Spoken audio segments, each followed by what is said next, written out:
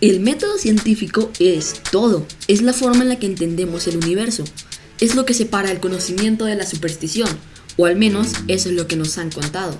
El método científico permite hacer todo con lo que vivimos, pero ¿qué pasaría si te digo que el método científico no existe? Espera, no cierres el video. No te estoy diciendo que la ciencia sea falsa, no es una teoría rara de conspiración de esas. Lo que te estoy diciendo es algo mucho más fabuloso. Es que no hay un solo método científico. Hay muchos métodos científicos. Darwin nunca hizo un experimento controlado para formular su teoría de la evolución. Einstein desarrolló la relatividad principalmente a través del pensamiento abstracto. Entonces, ¿de qué es realmente la ciencia? Bienvenidos al programa.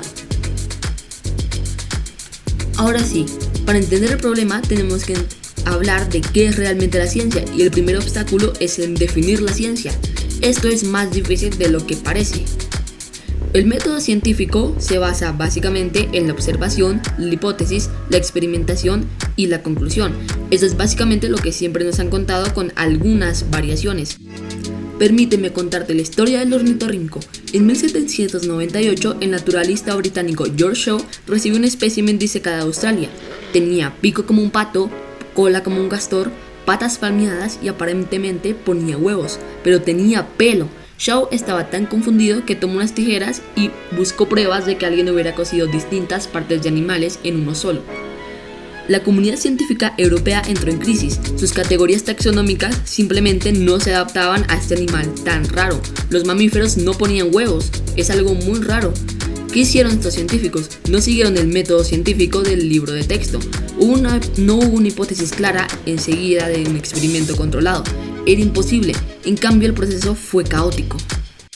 Lo interesante de estos principios es que también se pueden aplicar a cosas totalmente ajenas a la ciencia normal. Tomemos la gastronomía molecular. Chefs como Fernand Adrià practican principios científicos para deconstruir y reinventar la cocina. No están descubriendo leyes naturales, pero sí están experimentando sistemáticamente y formulando hipótesis sobre combinaciones de sabores y texturas. O consideremos métodos de entrenamiento deportivo moderno. Los equipos profesionales emplean a científicos de datos que analizan cada movimiento de los atletas, formulan hipótesis sobre cómo mejorar y luego evalúan meticulosamente los resultados. Pero entonces, ¿en qué diablos se basa el método? Según Aristóteles, los objetos más pesados caían más rápido que los ligeros, algo que se aceptaba como verdad sin cuestionamiento. Pero Galileo, sin embargo, comenzó a dudar de estas afirmaciones basándose en simples observaciones. Entonces empezó a formular una hipótesis. Basándose en sus observaciones iniciales, Galileo hizo una hipótesis revolucionaria: que en la ausencia de resistencia del aire, todos los cuerpos caerían a la misma velocidad independientemente de su peso. Esta idea contradecía directamente la física aristotélica que había sido aceptada durante casi 2 milenios. Entonces Galileo empezó a hacer experimentos controlados. Uno de sus más famosos experimentos involucró el uso de planos inclinados.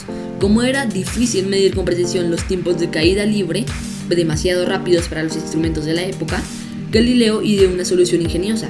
Utilizó planos inclinados para básicamente como diluir la gravedad y hacer que el movimiento fuera más lento y medible. En estos experimentos construyó ramas pulidas de las diferentes inclinaciones e hizo rodar esferas de diferentes materiales y pesos por esas rampas. Midió cuidadosamente los tiempos usando relojes de aguas y su propio pulso. Galileo también experimentó con péndulos y observó que el periodo de oscilación dependía solo de la longitud del péndulo, no del peso del objeto colgante, lo que respaldaba su teoría. Paso 4. Análisis y conclusión. Tras numerosos experimentos y mediciones cuidadosas, Galileo analizó sus datos, descubrió patrones matemáticos en el movimiento de los cuerpos en caída. La distancia recorrida era proporcional al cuadrado del tiempo transcurrido.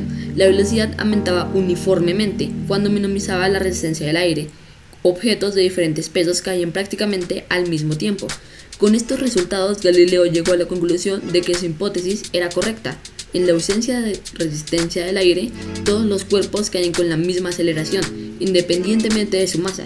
Esta conclusión contradecía directamente la física aristotélica y, se sentó en las bases para la posterior ley de la gravitación universal de Newton.